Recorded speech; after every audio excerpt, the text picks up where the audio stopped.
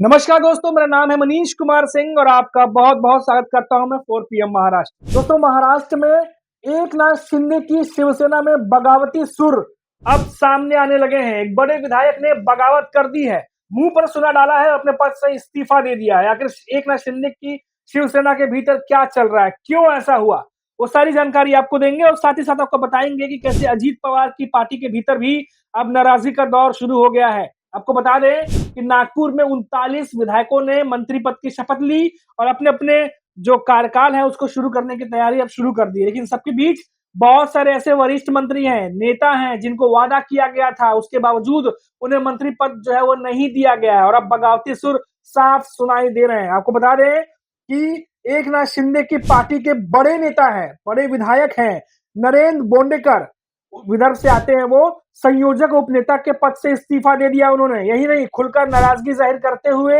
एकनाथ शिंदे से उन्होंने कहा है कि ऐसा लगता है कि हमने आपका साथ देकर गलती कर दी। ये बात नरेंद्र बोंडेकर कह रहे हैं। नरेंद्र बोंडेकर ने कहा कि आपने जब 2.5 साल पहले शिवसेना से बगावत करके अलग रास्ता अपनाया था तो उन 10 निर्दलीय विधायकों में मैं पहला था। ये नरेंद्र बोंडेकर एकनाथ शिंदे से कह रहे हैं कि उन 10 निर्दलीय विधायकों में से मैं पहला था, इसने आपका साथ दिया। मैं बिना किसी स्वार्थ के आपके पास आया, आपकी 2.5 साल सरकार में बिना कुछ मांगे बना रहा। ये बात कह रहे हैं। आपने कहा था कि हमारी सरकार होगी और मैं आपको मंत्री पद दूंगा। 2.5 साल में ऐसा कुछ नहीं हुआ और फिर से भरोसा मिला आपकी तरफ से, आपको मंत्री पद दिया जाएगा। मेरी इच्छा इसलिए थी कि जिले का प्रतिनिधित्व भी सरकार में होता है। आखिर कब तक दूसरे जिलों के मंत्री यहाँ आकर प्रभार देखेंगे। उन्होंने एकनाथ शिंदे से खुली नाराजगी जाहिर करते हुए कहा है नरेंद्र बोंडेकर ने कि आखिर हम अपने जिले के लोगों को क्या जवाब देंगे। वो भंडारा जिले के शहर सीट से लगातार तीसरी बार जीते हैं नरेंद्र बोंडेकर। खबर है कि उन्होंने अपना पद एकनाथ शिंदे, उदय सामंत और श्रीकांत शिंदे को मैसेज करके छोड़ा है। नरेंद्र बोंडेकर ने अपने इस्तीफे के साथ ऐसे नेताओं पर भी भड़ास निकाली है जो हाल ही में आए और उन्हें मंत्री पद दिया गया। देखिए, काफी कुछ चीजें घट रही है। देखिए, जो अभी मंत्री आए हैं उनको बना दिया गया है, जिसको सिर्फ पहले के जो मंत्री हैं जिनको कभी मंत्री नहीं बनाया गया, जिनको वादा किया गया उन्हें नहीं बनाया। अब ये असंतोष की भावना देखिए कैसे हो रही है पैदा। जो रिपोर्ट्स आ रही है, जो पिछले पिछले दरवाजे से पार्टी में आए और फिर मंत्री का पद भी पा गए, फिर आखिर ईमानदार और विश्वस्त लोगों के लिए क्या बचा है, ये बात जो नरेंद्र बोंडे हैं वो कह रहे हैं। अब देखिए दोस्तों, नरेंद्र बोंडे की जो नाराजगी आई है, जहां से उन्होंने अपना पद से जो है वो पद भी छोड़ दिया है और आपको बता दें कि श्रीकांत शिंदे हो, एकनाथ शिंदे हो, उदय सामंत हो, उन सबको मैसेज करके उन्होंने जो है ये पद छोड़ा है और तमाम नाराजगी जाहिर की है। अब देखिए, एकनाथ शिंदे लगातार बीजेपी पर दबाव बना रहे थे। बहुत सारे नेताओं पर चर्चा हो रही थी कि सबको मंत्री पद दिया जाए। अब एकनाथ शिंदे भी, जब शिवसेना अलग हुई थी तो बहुत सारे मंत्रियों से उन्होंने बहुत सारे वादे किए थे, उनको बहुत सारे चीजें कही गई थी और अब ऐसे में एकनाथ शिंदे की ही बात जो है वो बीजेपी नहीं मान रही है। तो एकनाथ शिंदे के मंत्रियों की तो दूर की बात है कि वो कितनी सुनेगी कितनी नहीं सुनेगी। अब देखिए दोस्तों, इस मामले में एकनाथ शिंदे भी काफी कड़े रुख अपनाए हुए हैं। उन्होंने कहा कि जो मंत्री बिना स्वार्थ के, संयम के साथ, डिसिप्लिन के साथ पार्टी में रहेगा, उसको आगे उसका ख्याल रखा जाएगा, उसके बारे में सोचा जाएगा और उचित समय आने पर सही फैसला लिया जाएगा। लेकिन इस तरीके की जो तरीके हैं, जो इनडिसिप्लिन है या कह लें जिस तरीके से चीजें उठ रही हैं, इस तरीके से अगर नेता कहेंगे तो बर्दाश्त नहीं किया जाएगा। एकनाथ शिंदे भी कड़े रुख में आ रहे हैं। देखिए दोस्तों, एकनाथ शिंदे पिछले काफी समय से जो है वो अलग मिजाज में दिखाई दे रहे हैं, बदले-बदले से नजर आ रहे हैं। ज़ाहिर तौर पर उन पर भी ज़िम्मेदारी होती है, उन पर भी बहुत सारी रिस्पॉन्सिबिलिटी होती है, बहुत सारे वादे उन्होंने किए होते हैं अपने मंत्रियों से, जिसको वादा पूरा करने की ज़िम्मेदारी भी उन पर होती है। और ऐसे में जब पार्टी आला कमान, बीजेपी आला कमान उनकी ना सुने, उनकी बात ना रखी जाए, तो ऐसे में फिर बहुत सारे मंत्रियों को मंत्री पद नहीं मिलेगा और ऐसे में नाराज़गी जो होना वो ज़ाहिर-सी बात है कि वो होगी। अब इसे एकनाथ शिंदे कैसे सँभालते हैं, अभी तो एक मंत्री का किस्सा सामने आया, बहुत सारे मंत्री ऐसे हैं जिनके भीतर ऐसी नाराज़गी दिखाई दे रही है, जो एकनाथ शिंदे से बगावत करते हुए नजर आ रहे हैं।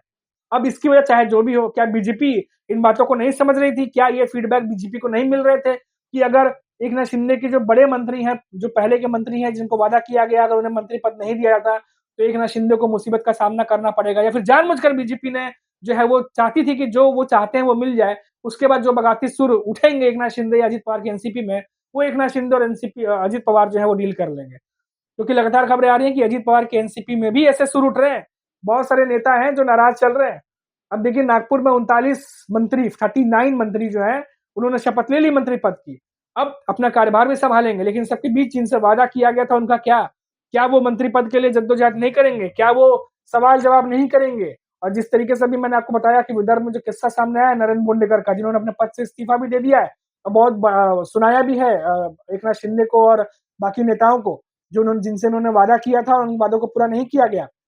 और नरेंद्र बोंडेकर जो है एक एग्जाम्पल तौर पर मैं बता रहा हूँ आपको, क्योंकि इसके अलावा ये बताया जा रहा है कि बहुत सारे और नेता हैं जिनके भीतर ये नाराजगी हो सकती है। तो आखिर किस-किस को मनाने की कोशिश की जाएगी? क्योंकि मंत्री पद में लिमिटेड जो है वो चीज़ें होती हैं और सबको तो दे नहीं सकते।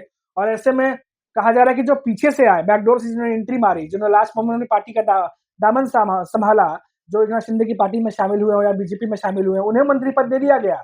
लेकिन जो शुरू से मंत्री जो पार्टी के साथ रहे, जिन्होंने पार्टी का साथ निभाया, उन्हें नहीं दिया गया। तो ये बातों से ये भी साफ ज़ाहिर हो रहा है कि जो पहले के मंत्री हैं, वो नाराज़ चल रहे हैं। अब देखिए दोस्तों, ये कहाँ किस तरफ जाएगा ये आखिर मामला? क्यों ये कहा जा रहा है कि 2 से ढाई साल भी ये सरकार जो है वो चले, तो उस पर बड़ी बात होगी, क्योंकि बार-बार ये सवाल उठाया जा रहा है कि क्या ये सरकार लंबी चलेगी? हालाँकि बड़े सीटों के साथ बीजेपी लौटी है महाराष्ट्र सरकार में। एकनाथ शिंदे के पास भी अच्छे खासे विधायक हैं, अजित पवार के पास भी अच्छे खासे विधायक हैं। तो क्या ये सरकार 5 साल पूरी चलेगी या फिर बीच में कुछ ऐसा होगा जिसकी उम्मीद किसी ने नहीं की थी?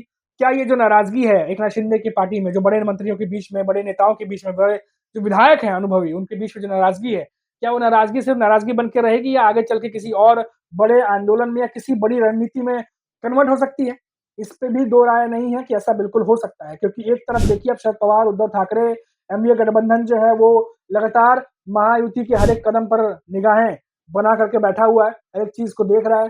और देखिए आए दिन हमले भी होते रहते हैं, संजय राउत प्रेस कॉन्फ्रेंस में कुछ न कुछ वो इल्ज़ाम जो है वो लगाते ही रहते हैं और ऐसे में एकनाथ शिंदे की तरफ से लगातार ये खबरें आ रही हैं कि उनके विधायक नाराज़ चल रहे हैं। वहीं अजीत पवार की तरफ से अभी तक खुल करके किसी नेता ने इस तरीके से विरोध नहीं किया है, लेकिन इतना ज़रूर खबर है कि अजीत पवार की एनसीपी में भी कई सारे नेता नाराज़ चल रहे हैं। हालाँकि अब देखना होगा कि ये नाराज़गी कैसे दूर होती है, क्योंकि लगातार हमने देखा कि जो मंत्रिमंडल था उसका विस्तार लेकर के बीजेपी जो है वो अपने हिसाब से काम कर रही थी। अजीत पवार और एकनाथ शिंदे की तरफ से काफ़ी कुछ चीज़ें बोली गई थी, लेकिन उन चीज़ों को पूरा नहीं किया गया और कहा गया कि हम आपसी सहमति से सब कुछ फैसला कर लेंगे, लेकिन कहीं न कहीं ऐसा लग रहा है कि बीजेपी पहले जो इम्पोर्टेंट विभाग हैं वो अपने पास रखना चाह रही है, ज़्यादा मंत्रिमंडल के जो पद हैं, क्योंकि ज़्यादातर मंत्री जो इन्होंने शपथ ली वो बीजेपी के ही हैं, तो वो भी अपने पास रखना चाह रही है और जो साथी दल हैं, अजित पवार की एनसीपी, एकनाथ शिंदे, उनको उतना ही देना चाह रही है ताकि कल को जाकर के ये हमारे ऊपर हावी ना हो पाए। ये सारी चीज़ें भी लग रहा है, कहीं न कहीं देखी जा रही हैं।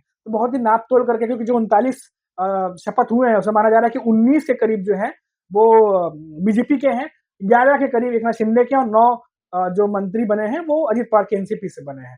तो ये जो है आंकड़ा सामने निकल कर के आ रहा है। अब देखना होगा कि ये जो बगावती तेवर हैं, क्या ये सिर्फ़ नरेंद्र मोदी तक जो है वो सीमित रहते हैं या फिर जैसी खबर आ रही है कि बहुत सारे नेता और हैं जो आने वाले समय में बगावती तेवर अपना सकते हैं। तो वो कौन से होंगे, कौन से खुल के विरोध करेंगे और ये जो विरोध चल रहा है इसका क्या आगे असर होगा, इन सब पर हमारी नज़र रहेगी। तब तक के लिए आप देखते रहिए 4 पीएम महाराष्ट्र और मुझे इजाज़त दीजिए। नमस्कार।